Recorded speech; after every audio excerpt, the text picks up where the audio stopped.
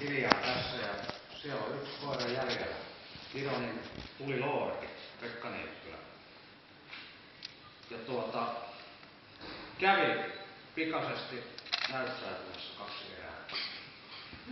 kaksi erää mulle ja ei siinä oikein ohjaaja itse hiukan tuskaili, että voisi vaikka näyttää hakuukin, mutta totesin vaan, että eiköhän se ole jo näyttänyt, että mä oon aika tiukat kriteerit antanut aikaisemmin sen haun suhteen, että mä haluan hakevia koiria finaaliin ja en mä epäily sitä, etteikö se haku riittäisi. Ohjaajaa huolesti kovasti. Mä totesin, että älä sinä siitä huolehdi. Mä hoitelen nämä omat hommani.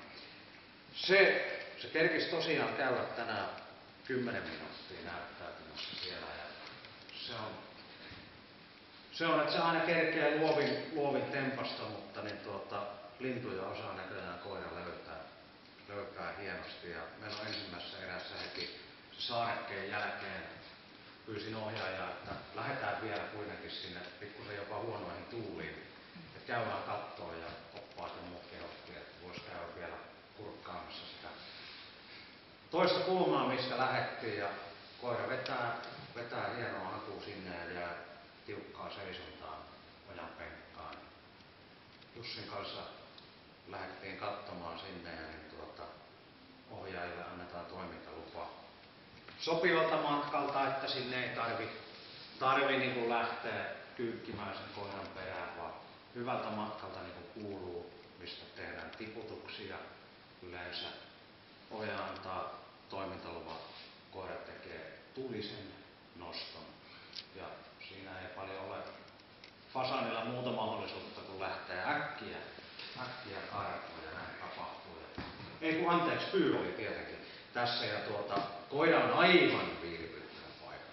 Mä en edes muista huusiksa tai käskikö millään, tai yleensä siinä kyllä käsketään, mutta se, että se on aivan vilpittömänä siinä paikallaan ja hieno tilanne. Jussin kanssa hymyiltiin molemmat, että näin se pitää homma tapahtua. Näin se pitää.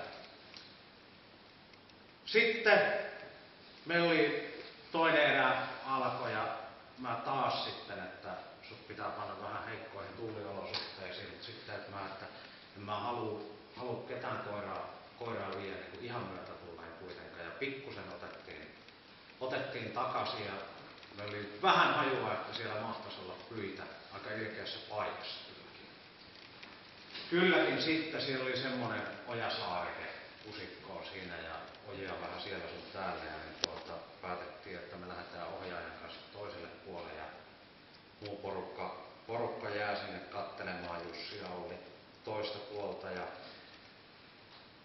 Harri Kaimo lähti sitten mukaan pyssyn kanssa ja eipä aikaakaan taas koira pyyhkäsi sieltä ojan yli ja meni sinne rytelikköön ja nähtiin, että se siellä seisoo ja ei mitään toimintalupaa siihen. No, ihan pientä hieromista ohjaa antaa tolkuttoman kaukaa ensimmäisen etenemiskäskyn. Se menkö sun piikkiis. Jos meinaa metästää, ei tarvii siltä matkalta vielä. Koira pitää niin tyylikkäästi. Oli todella kaunis seisonta. Ja kun se pystyy ne linnut vielä pitämään, niin älä säähätä. Mä ymmärrän myös, että tuossa tilanteessa vähän jännittää. Mutta ottaa 10 metriä kenties eteenpäin ja sitten ollaan hyvällä ampumahollilla. Ohjaaja antaa käskyä ja koira nostaa se tempasee sinne ojan yli. Oikein röyhkeä tyylikäs nosto, se hyppää sieltä yli ja pyytäjille. Oikein kylmiä väreitä. Näin se pitää. Mä en edes tiedä, että mä en koskaan halua silleen koiriin tutustua enkä tietää niitten. Mä en edes tiedä, mistä päin Suomeen sä oot. Epäilen, että ootko kyllä ikinä käynyt. Torstaina ensimmäisen kerran. Joo, näin se menee. Hyvä koira on hyvä koira. Tämä sen todistaa. Upeita riistatöitä ja oli ollut jo aamulla pyitten kanssa tekemisissä. Että ei siinä sanan sijaa ollut sen jälkeen. Että vuoden 2012 junkkari voittaja. Ironin Tuli Loori.